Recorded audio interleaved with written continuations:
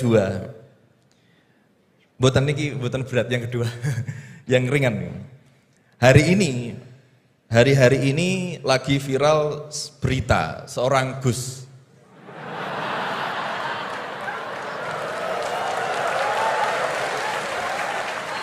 Mohon izin. Yang mungkin berceramah dengan kalimat yang kurang baik, mungkin diniatkan guyon tapi malah melukai hati orang lain. Tapi Masya Allah Gus Baha guyon tapi tidak pernah melukai hati orang lain.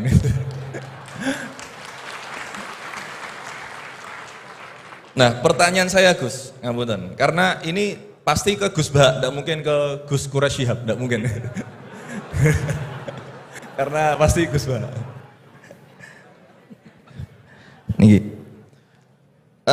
Sebenarnya sejarah panggilan Gus ini seperti apa gitu? Apakah hanya dimaknai Gus ini adalah anaknya Kiai terus dipanggil Gus, atau bahkan mantunya Kiai saja, kalau jenengan katanya Gus naturalisasi gitu. Atau Gus swasta atau apa itu.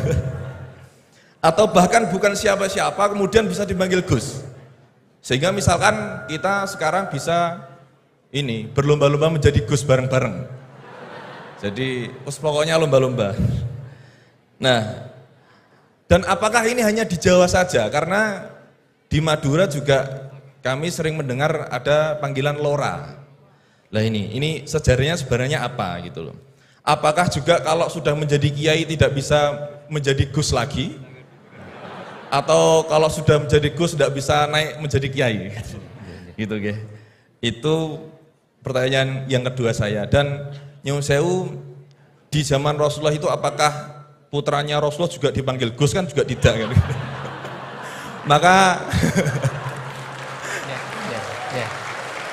Maka kalau Gus ini tidak ada di zaman Rasulullah, berarti semua Gus ini bid'ah gitu loh.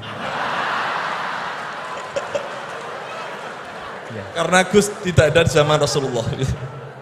Ngeten nggih. Nggih, jadi intinya sejarahnya dan standarisasi Gus itu apa yang orisinil gitu. Yang kalau misalkan di Indonesia ini yang Gus orisinil hanya jenengan, berarti semuanya palsuan gitu. Lah ini tentu bisa dijelaskan Gus. Ngapunten, matur suwun sangat. Wassalamualaikum warahmatullahi wabarakatuh. Waalaikumsalam warahmatullahi wabarakatuh. Baik, terima kasih Gus Maulana.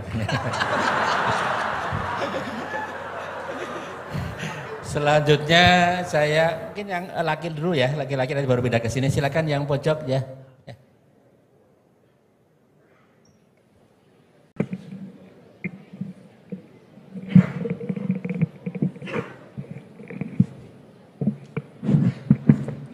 Assalamualaikum warahmatullahi wabarakatuh.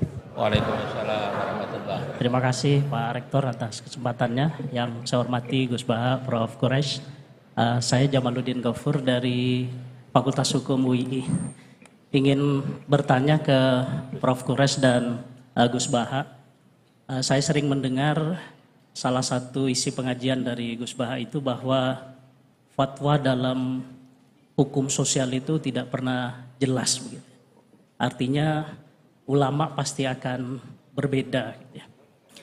Nah, kami kebetulan di Fakultas Hukum Gus seringkali ditanya orang juga gitu ya, soal bagaimana hukum sesuatu.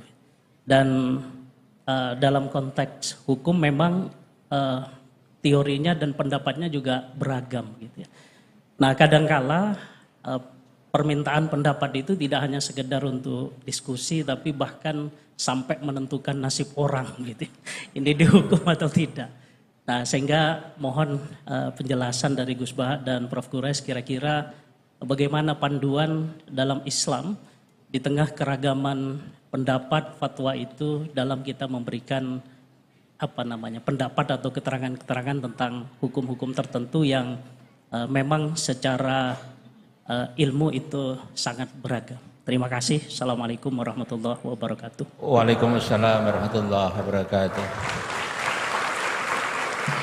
Mohon izin Gus Baha dan Quraisy, ini 4 atau 2 dulu aja ya, nanti baru kita lanjutkan biar nggak lupa ya. Ya, yang pertama Gus Baha, ini dari Gus Maulana tadi. Ini pertanyaannya, kan banyak yang tidak jebolan pesantren tapi pengen dekat sama Allah, boleh nggak baca terjemahan, kira-kira gitu. Yang kedua tadi standar Gus yang orisinal, yang orisinal ya. Kemudian yang kedua dari ini Gus Gofur.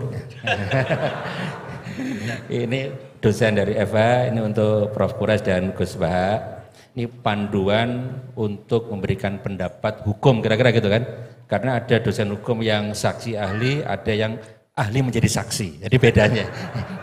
Mohon berkenan dari Gus Baha. Ya. Ini yang provokatif dulu itu ya.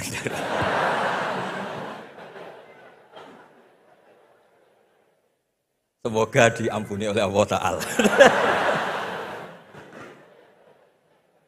Begini, satu itu saya tidak medsosan, tapi ya dengar-dengar laporan macam-macam lah tentang sekian pihak itu. Begini, saya cerita ini biar sampean tahu bahwa Pak Rektor ngundang saya ini tidak salah. Kan? Memang benar-benar pemateri yang baik. Ya kalau kata Nabi Yusuf kan ini hafizun alim, orang harus zikru manaqibi nafsi, orang boleh cerita kelebihannya asal itu faktual.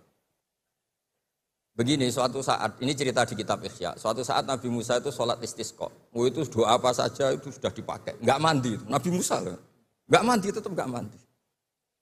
Kata Allah, inna fihim namaman, di komunitas Anda yang ikut sholat itu ada yang tukang adu-adu, namam, provokator. Maka kamu doa kayak apa tetap tidak akan saya ijabahi. Nabi Musa, ya gampang Gusti, tunjukkan orang itu siapa, nanti saya usir dari majelis.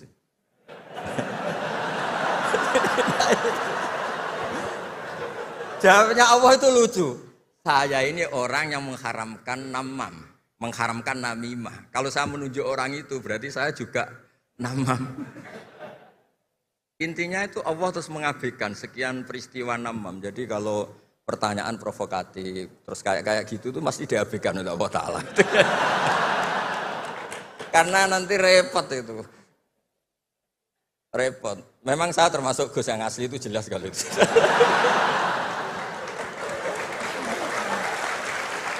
Itu, lah ini Pak Fatullah tahu betul keluarga saya karena beliau orang Jepara ngajinya di Kudus. Ya, terus masalah fatwa tadi, fatwa sosial itu atau memahami pakai terjemah begini seperti yang dikatakan Pak Quraisy. Ada pegangan yang umum kayak sidik, amanat, tabligh, fatona. Itu memang lewat terjemah nggak apa-apa. Tapi ada terjemah yang nggak mengganti bahasa Arab. Misalnya kata sembahyang, mungkin perasaannya orang Bali sembahyang itu apa, perasaan kita sembahyang itu apa, itu kan subjektif. Misalnya begini, ada ayat yang agak sensitif. Ketika Anda salah paham dengan istri itu wadribuhun, fahjuruhunna fil madoji wadribuhun. Itu kan riskan betul. Maka pukullah istri kamu. Pukul itu kan konotasinya itu buruk. Tapi di semua tareh, saya bilang tidak sebagian, di semua tareh itu disebut dorban ghairu mubarrihin, mukul yang tidak melukai. Jadi orang Arab itu punya adat. Kalau kecewa itu dorobu binni'al wasau. Jadi mukul itu pakai kain, pakai kacu, pakai. Nah, di Jawa kata mukul itu ya mesti kekerasan itu. Nah, yang jenis ini itu riskan kalau dari bahasa Arab pindah ke Jawa. Jadi ada yang riskan, ada enggak. Nah, sebab itu saya sering bilang, saya ini kan belajar tafsir insya Allah lah, khatam. Cuma saya tidak suka nulis, karena sudah ada yang nulis. Karena saya nulis tetap saja dianggap top Pak Quraisy, jadi tidak usah nulis lah, sudah ada. Begini, yang penting saya menghormati beliau karena nulis khatam. Pentingnya nulis itu memang khatam, mulai awal A sampai Z. Pentingnya khatam itu apa? Di situ ada dialog. Ada dialog Allah sama nabinya, sama kekasihnya, bahkan sama musuhnya. Misalnya sama musuhnya. Itu Nabi Musa masih dibilangi sama Allah. Faqula lahu qawlan layyinan. Ini penting saya utarakan. Nah, suatu saat Harun Ar-Rasyid ini didatangi ustadz. Mungkin ustadz yang amatir lah, masih latihan ustadz, jadi masih ekstrim itu. Ya Amirul Mukminin, ini nasihun lak, famusyaddidun alaika, fala tajidanna fi nafsika aliyya syai'an. Ya sampai latihan bahasa Arab nanti Pak Rektor. Bukan Anda, Gus naturalisasi tadi, Anda. Saya akan memberi nasihat engkau, kemudian cara nasihat saya itu musyaddid, ekstrim. Maka jangan kamu anggap serius. Maksudnya jangan penjarakan saya ketika saya nasihat ke kamu ini kasar. Jawabnya Harun ar-Rasyid itu langsung bilang gini. Bilang ya jahil, ini karena Arab. Orang Arab itu kalau ngomong jahil itu tidak sekasar yang kamu bayangkan. Karena makanya bahasa Arab itu susah. Saya itu, ini cerita ke Pak Quraisy, ini curhat, bukan cerita mufti curhat. Kiai Jawa kalau maknani wailak waihak itu ciloko kue. Padahal sering Nabi itu kalau kecewa sama seseorang bilang wailak sama waihak.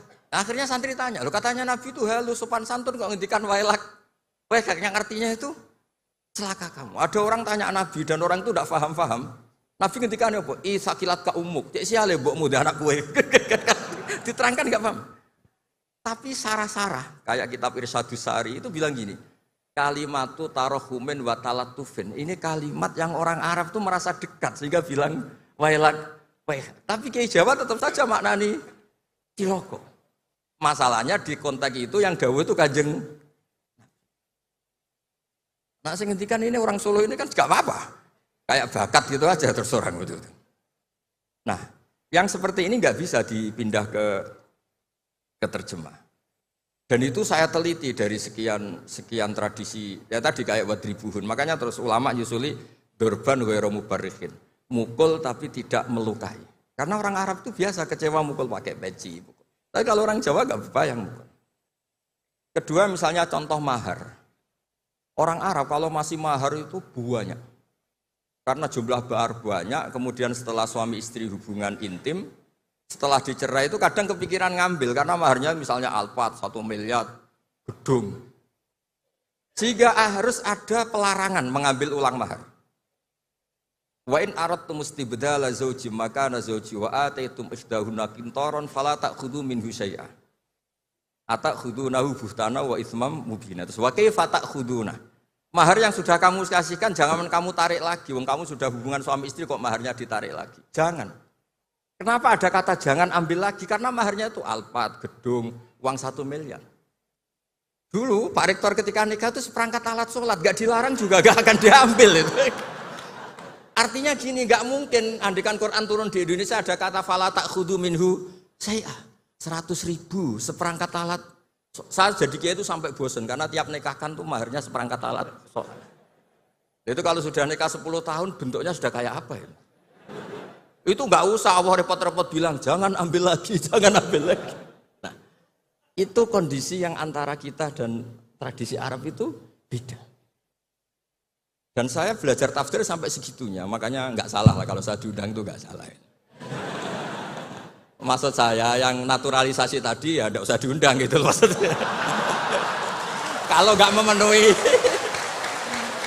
memenuhi kualifikasi tafsir loh ya.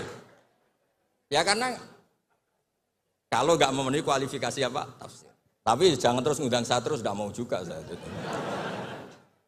Nah tadi yang pertanyaannya Pak dosen Pak Ghafur tadi. Nanti Pak Quraisy nambahin.